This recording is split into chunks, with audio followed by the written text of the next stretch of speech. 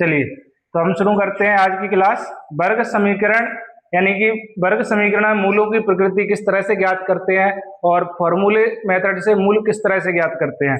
तो अगर मूल हमारा वर्ग समीकरण का फॉर्मेट इस तरह का हो, A X square plus B X plus C बराबर 0, और जहां ए बराबर नहीं है हो सकता 0। अगर ए 0 कर देंगे तो एक्स स्क्वायर खत्म हो जाएगा और जो समीकरण जो है वो द्विघात समीकरण नहीं बचेगा, जिसको हम वर्ग समीकरण या द्विघात समीकरण के नाम से जानते हैं। अब इसके लिए फॉर्मूला है एक्स इक्वल माइनस के b plus minus b square minus 4ac बटे 2a।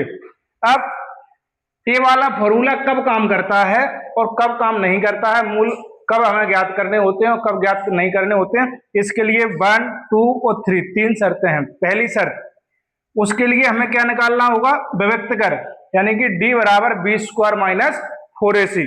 वर्ग समीकरण का अगर हम विभक्त कर ज्ञात करना है सबसे पहले, और विभक्त कर ज्ञात करने के बाद हमें एक क्या देखना है कि दो भिन्न और वास्तविक मूल होते हैं, यानी कि मूल होंगे, मूल ज्ञात कर सकते हैं और मूलों के मान अलग अलग होंगे। कब होंगे, जब बी स्क्वायर माइनस 4ac बड़ा हो 0 से।